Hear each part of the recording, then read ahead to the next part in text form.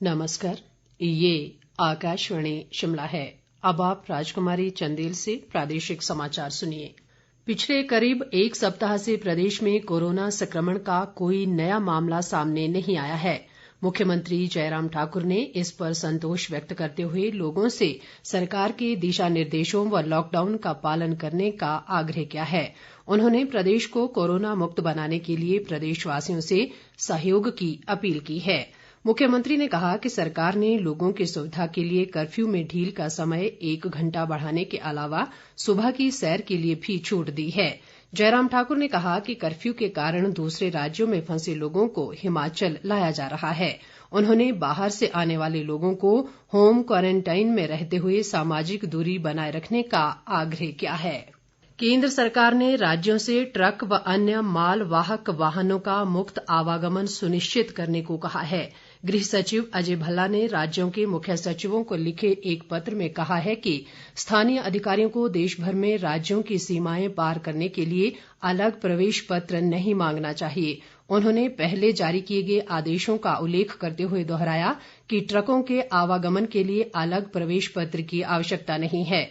उन्होंने कहा कि देश में लॉकडाउन के दौरान आवश्यक वस्तुओं और सेवाओं की आपूर्ति श्रृंखला बनाए रखना जरूरी है।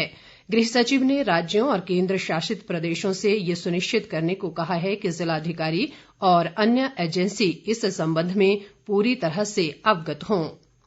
प्रदेश उच्च न्यायालय ने 108 और 102 रोगी वाहनों के कर्मियों को पीपीई किट न देने पर मुख्य सचिव, प्रधान सचिव स्वास्थ्य और जीवी के ईएमआरआई के प्रबंध निदेशक को नोटिस जारी कर जवाब देने को कहा है।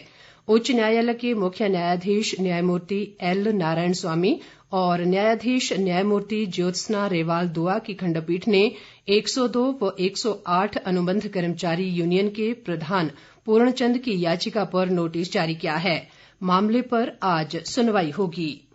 हमीरपुर जिला के उपायुक्त हरिकेश मीणा ने नगर परिषद हमीरपुर के सभी 11 वार्डों ग्राम पंचायत बजूरी, दड़ूही, अणु, जोलसप्पड़, रंगस और बोणी को कंटेनमेंट जोन से विमुक्त करने के आदेश पारित किए हैं। हालांकि इन क्षेत्रों में लॉकडाउन व कर्फ्यू अभी आगामी आदेशों तक जारी रहेगा। उपायुक्त ने बताया कि जिले में कोविड-19 संक्रमण के 2 मामले सामने आने के बाद इन क्षेत्रों को सील कर दिया गया था, लेकिन अब उसके बाद 14 दिनों की अवधि पूरी हो चुकी है और इस दौरान एक्टिव केस फाइंडिंग अभियान में कोविड-19 का कोई नया मामला सामने नहीं आया है।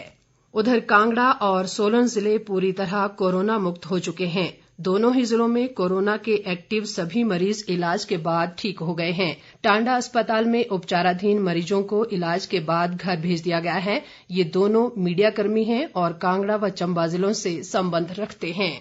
अब एक नजर अखबारों की सुर्खियों पर। आज अधिकांश समाचार पत्रों ने अलग अलग खबरों को प्रमुखता दी है।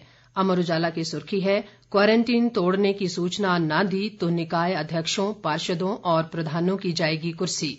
दिव्य हिमाचल का शीर्षक है, होम क्वारंटाइन पर प्रधान रखेंगे नजर, पंचायत प्रतिनिधियों, आशा वर्कर्स की जिम्मेदारी तय, कोताही पर होंगे बर्खास्त। हिमाचल दस्तक के अनुसार बाहर से लौटे लोगों पर कई नजरें, सरकार ने दिया पंचायतों, शहरी निकायों को निगरानी का अधिकार। दैनिक सवेरा टाइम्स मुख्यमंत्री जयराम ठाकुर के हवाले से लिखता है, हिमाचल जल्द ही कोरोना मुक्त राज्य होगा। आपका फैसला के शब्द हैं, हिमाचल में 2 और पॉजिटिव मरीज हुए ठीक, कांगड़ा हुआ कोरोना मुक्त।